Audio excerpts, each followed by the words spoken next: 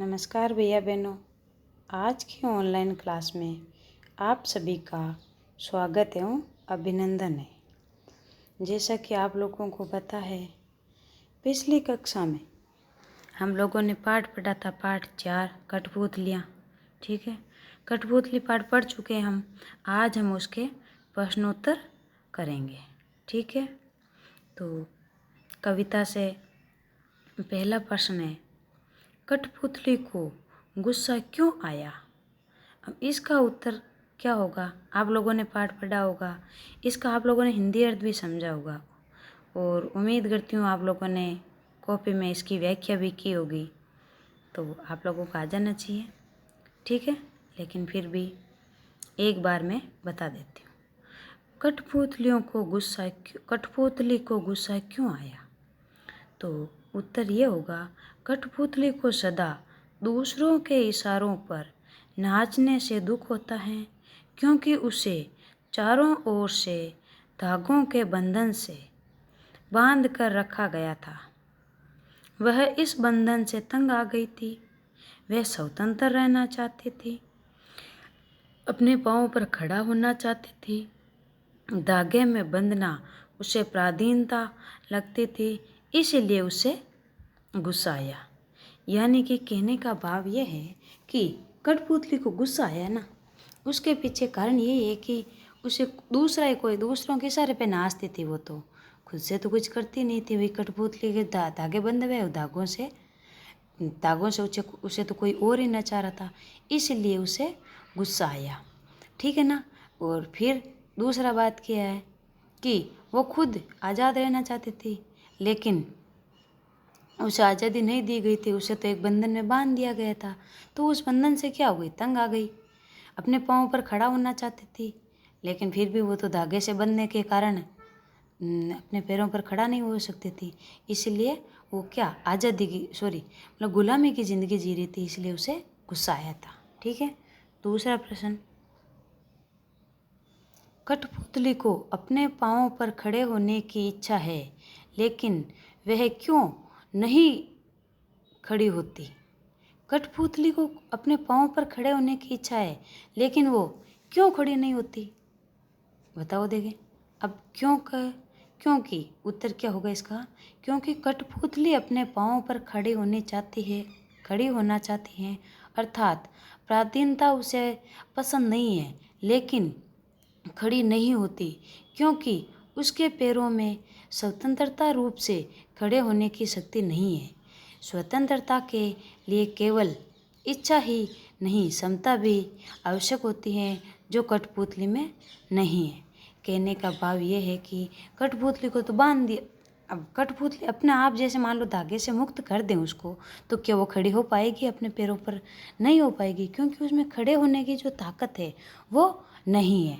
इसीलिए कठपुतली जो खड़ा होना चाहती थी, लेकिन वो चाह कर भी खड़ी नहीं हो पाती थी। ठीक है। अगला प्रश्न है तीसरा, पहली कठपुतली की बात दूसरी कठपुतली को क्यों अच्छी लगी?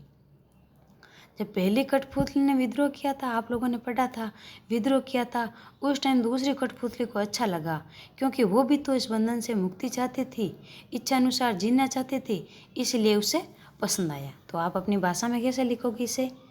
जब पहली कठपुतली ने स्वतंत्र होने के लिए विद्रोह किया, तो दूसरी कठपुतलियों को भी यह बात बहुत अच्छी लगी, क्योंकि बंधन में रहना कोई पसंद नहीं करता। वे भी अपनी इच्छा अनुसार जीना चाहती थी। वे भी बंधन में दुखी हो चुकी थी। ठीक है, आई बात समझ में? वही पहली कठपुतली ने विद्रोह किया था कि मुझे तो स्वतंत्र कर दो, तो बाकी कठपुतलियों को भी ये बात अच्छी लगी कि अच्छा है ना, स्वतंत्र हो जाएंगे, अपनी इच्छा अनुसार जिएंगे, अपनी इच्छा अनुसार जो भी काम करना करेंगे। ठीक है ना, इसलिए वो बंधन से मुक्त होना चाहते थे, इसलिए उसे अच्छा लगी ये बात। ठीक है। चौथा प्रश्न है, पहली कठपुतली ने स्वयं कहा कि ये धागे क्यों है मेरे पीछे आगे, इन्हें तोड़ दो, मुझे मेरे पाँवों पर छोड़ दो, तो फिर वह चिंतित क्यों हुई कि यह कैसी इच्छा मेरे मन में जागी। नीचे दिए वाक्यों की सहायता से अपने विचार व्यक्त करने हैं।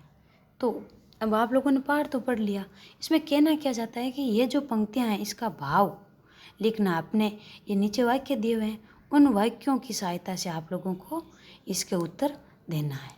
ठीक है, तो देखो वाक्य क्या क्या दिए हुए हैं। उसे दूसरी कठपुतलियों की जिम्मेदारी महसूस होने लगी। उसे शीघ्र स्वतंत्र होने की चिंता होने लगी। वह स्वतंत्रता की इच्छा को साकार करने और स्वतंत्रता को हमेशा बनाए रखने के उपाय सोचने लगी। वह डर गई क्योंकि उसकी उम्र कम थी। ठीक है, अब इसका आप उत्तर कैसे लिखोगे? जो भी वाक्य दिए मैंने उन वाक्यों का इसके बीच में प्रयोग करते हुए लिखना है। कठपुतली अपने पांव पर खड़ा होना चाहती थी, अर्थात पराधीनता उसे पसंद नहीं थी, यानी कि गुलामी उसे पसंद नहीं थी, लेकिन खड़ी नहीं होती क्योंकि जब उस पर सभी कठपुतलियों की स्वतंत्रता की जिम्मेदारी आती है तो वह डर जाती हैं। उसे ऐसा लगता है कि कहीं उसका उठाया गया कदम सबको मुश्किल में न डाल दे, और अभी उसकी उम्र भी कम है, अतः उसे दूसरों के सहारे की भी ज़रूरत थी। साथ ही स्वतंत्रता प्राप्त करने के बाद उसे बनाए रखना भी तो ज़रूरी होता है। इसलिए कथनी और करनी में अंतर होता है, जिसे कठपुतली समझ चुकी है। अब इसका जैसे मान लो आप अर्थ निकालो तो क्या होगा भाई, जैसे आप लोग उदाहरण के माध्यम से समझो तो जैसे आपके घर वालों ने आपको हर प्रकार की छूट दे दी, तो क्या आप उस आज़ादी में जी पाओगे? आपके घर वालों ने बोल दिया जाए तो आप लोगों ने कहा कि हमें तो घर से निकाल दो, हम तो अपने तरीके से जिएंगे, तो अभी तो आपकी उम्र भी क्या है, कम है, तो क्या आप जी सकते हो? नहीं जी सकते हो। इसीलिए बात तो वही है ना कि हमें कोई भी कदम उठाना है तो वो क्या करना है, सोच समझ करके हमें कदम उठाना चाहिए, चाहे कोई भी कदम हो। ठीक है ना, अगला प्रश्न देखो। नीचे दो स्वतंत्रता आंदोलन के वर्ष दिए गए हैं। इन दोनों आंदोलनों के दो दो स्वतंत्रता सेनानियों के नाम लिखने हैं। तो पहला 1857, 1857। तो 1857 में क्या हुआ था? 1857 की क्रांति हुई थी। 10 मई मेरठ से शुरू हुई थी भारत में, और 28 मई नसीराबाद राजस्थान से शुरू हुई थी। आप लोगों को पता होगा ना, सामाजिक में आप लोगों ने पाठ पढ़ा होगा। ठीक है, और दूसरा है 1942 का भारत छोड़ो आंदोलन। तो देखो अब इसमें कौन कौन नेता थे। 1857 में कुंवर सिंह और तांत्या टोपे, और 1942 में सुभाष चंद्र बोस और चंद्रशेखर आज़ाद। ठीक है, अगला प्रश्न। अब अगला प्रश्न है भाषा की बात। कई बार जब दो शब्द आपस में जुड़ते हैं तो उसके मूल रूप में परिवर्तन हो जाता है। कठपुतली शब्द में भी इस प्रकार का सामान्य परिवर्तन हुआ है।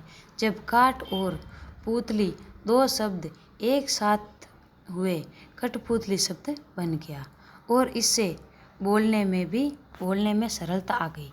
इस प्रकार के कुछ शब्द बनाने हैं, जैसे काठ मतलब कट से बना कट गुलाब, कट फोड़ा। तो इसी प्रकार से आप लोगों को बनाना है हाथ, हथ, सोना, सोन, मिट्टी, मठ। ठीक है, इसके बनाने तो आप कैसे बनाओगे? हाथ और करगा, यानी कि क्या हो गया, हथकरघा। सोना और चिड़िया, सोहन चिड़िया। मिट्टी और मेला, मट मेला। सोना और पारी, सोन परी। सोना और जूही, सोन जूही। हाथ और गोला, हथ गोला। उम्मीद करती हूँ प्रश्न उत्तर आप लोगों को समझ में आया होगा, और पिछला काम आप लोगों ने पूरा कर लिया होगा। ये काम आज की तारीख में कर लेना। ठीक है, धन्यवाद।